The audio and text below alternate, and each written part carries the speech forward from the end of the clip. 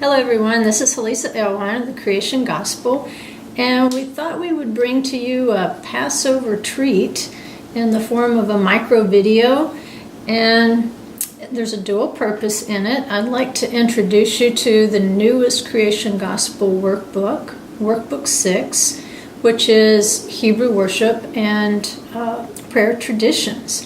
And it originally began as a more in-depth study than Standing with Israel. Most of you are familiar with this original book, Standing with Israel, which was published, I believe, in 2003.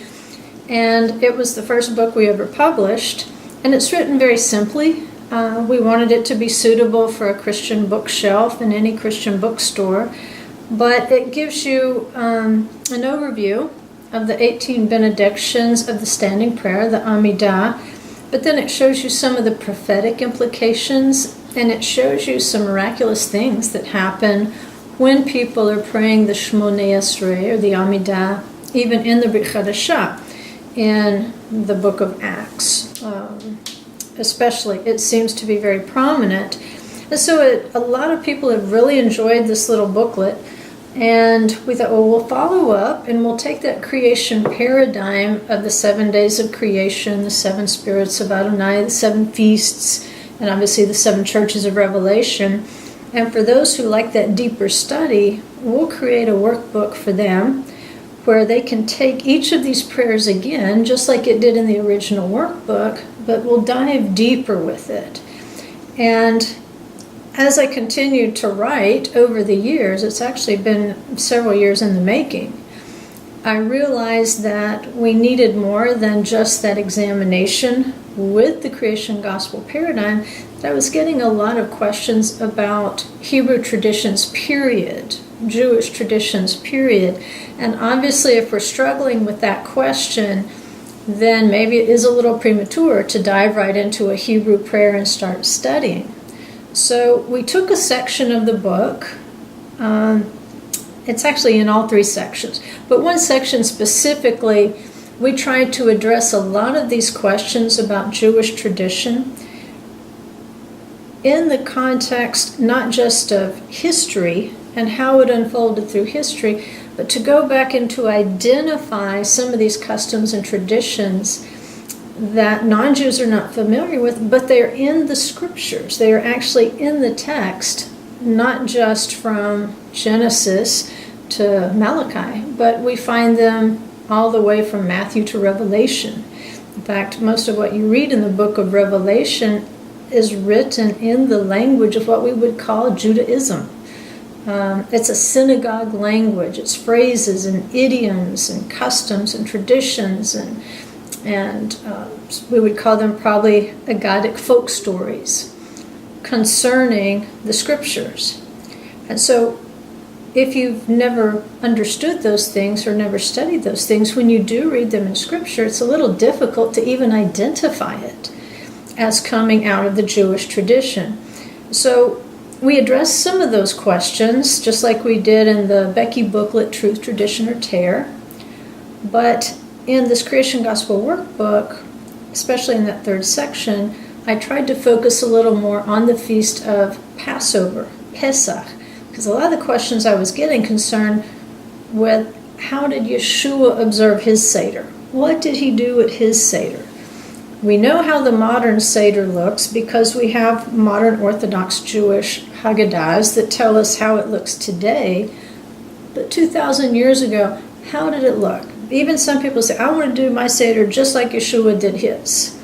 Well, I don't know that we can even comprehend the heaviness that was over that Seder that Yeshua and his disciples went through.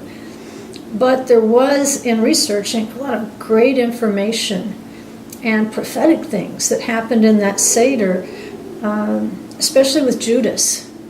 And so in the workbook, there are questions like foot washing. Why did Yeshua do foot washing when that is not part of a normal Jewish Seder to begin with? Was there something else going on there? And the answer is yes. So we addressed that question in the workbook. And the issue is actually prophetic. Yeshua needed to wash Judas's feet in order to fulfill Scripture. And so we give you that exact Scripture so you can see the dynamic that was going on there. And there's more prophetic implications surrounding that. And with this little preview here, I wanted to give you another example of maybe one of the questions is, would they have sung the traditional song Dayenu at Yeshua's Seder? Because we tend to think of that as more of a rabbinic addition that maybe happened centuries later, maybe even as late as the medieval period, which is the time period where you're going to see Jewish literature like the Talmud completed, maybe the more orthodox version of the Seder that we know today completed. So how old is that song, Dayenu? And if you've never heard it before, you've never been included in a Passover Seder where people sang Dayenu, it's 3 stanzas, it's going to be 3 sections with 5 stanzas each in the song. And Dayenu means it would have been enough. It would have been sufficient. If in modern Hebrew today I say die, I don't mean die as in English, I mean die, that's enough. And so what does it mean? That would have been enough if he had done only these things. And there are 5 stanzas in the first section of leaving slavery. If he had brought us out of Egypt, it would have been enough. Dayenu. If he had executed judgment upon the Egyptians, Dayenu. It would have been enough. If he had executed justice upon their gods, Dayenu. It would have been enough. If he had slain their firstborn, it would have been enough. If he had given to us their health and their wealth, it would have been enough. And the song goes on. And in the next section, we have 5 stanzas of miracles. The first section of stanzas is going to be stanzas of leaving slavery. The second section is 5 stanzas of miracles. If he had split the sea for us, Dayenu.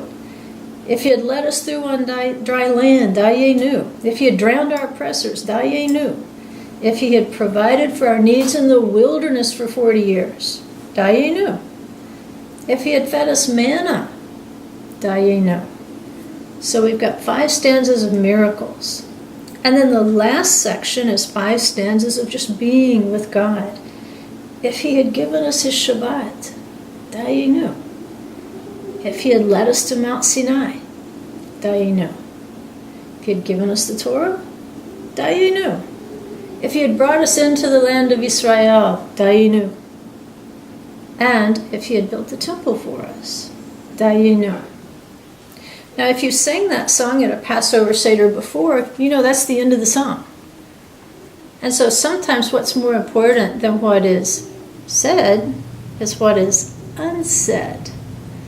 So if this song is being passed down from family to family through the generations, what we notice is that the stanzas stop with the building of the temple. It doesn't say anything about the rebuilding of the temple. It doesn't say anything about the second temple.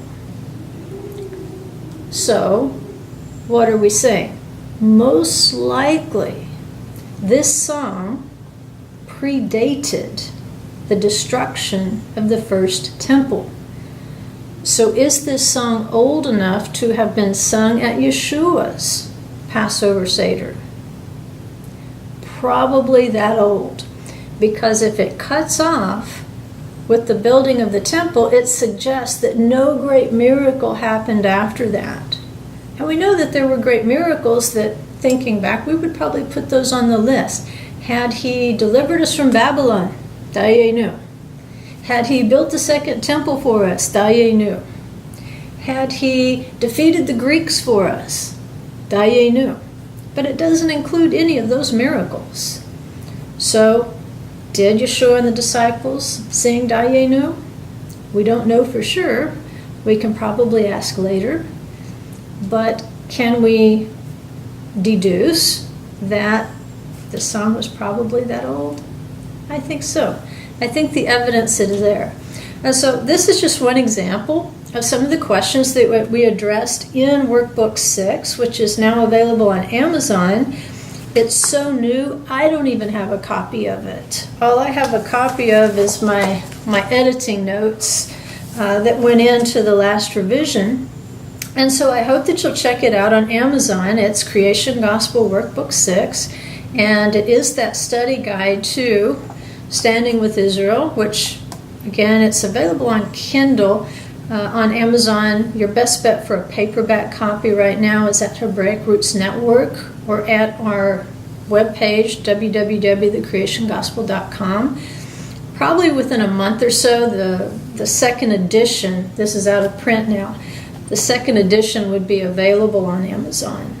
But we hope you'll check it out. And, our plan is hopefully to bring you some more little micro videos with some little gems out of the workbook about the Passover Seder over the coming week or so. And we leave you with a blessing. Tomorrow will be Shabbat, so Shabbat Shalom. We know that Pesach is coming within a few days, so Chag Sameach to everyone. Blessings upon you and your family from our home to yours. Shalom.